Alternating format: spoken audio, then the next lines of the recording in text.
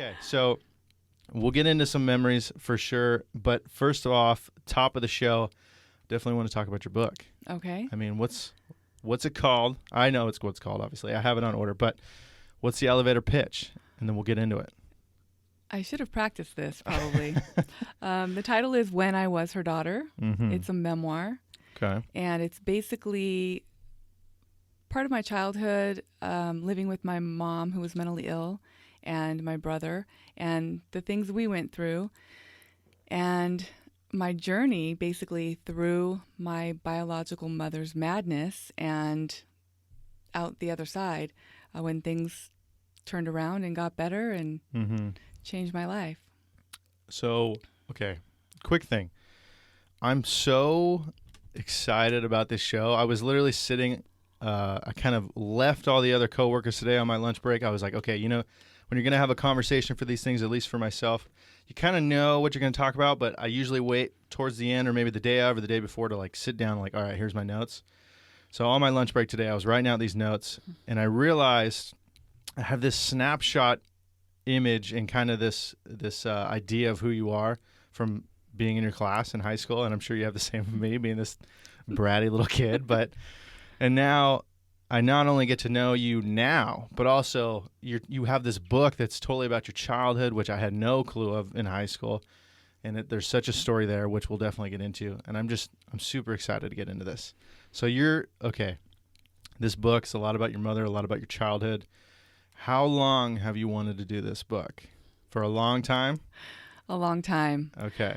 I was in college and I started writing poetry, and I realized I was writing some things about my childhood that were just kind of coming out. And I was also writing in a way that was very guarded, and I wasn't saying very much, and I wasn't able to tap into emotion. Everything was just very superficial. Yeah. And that's how I lived my life, I think, to try to get through what I went through. I kind of tried to ignore that it happened or denied it and focused on what is my life now? How can I have this different other life? That bad stuff didn't happen. I'm okay. And after college, I started teaching. Right. And at some point, students started saying to me, people just, they would ask questions about me and how I grew up. And I would just say little things that weren't even specific. And they would say, oh, you should write a book. You should write a book. And I don't recommend that anybody should write a book just because someone tells them they should write a book. Sure. But I started some therapy and more writing about it just to process everything that had happened. And then I realized, you know what? I think I'm going to write a book. And my thesis in grad school was a version of this book. Not a very good version, I don't think.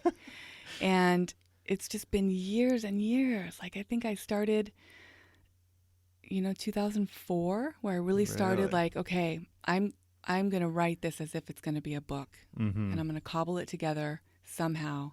Right. And it's going to be a book. So, okay. I don't want to give away your book, but Cliff Notes, kind of so people, because you're definitely referring to your childhood. The Cliff Notes, I kind of read a little bit on your website and things like that when I was doing my research about this show, right? I'm so professional, but yeah. So, so your mother was mentally ill.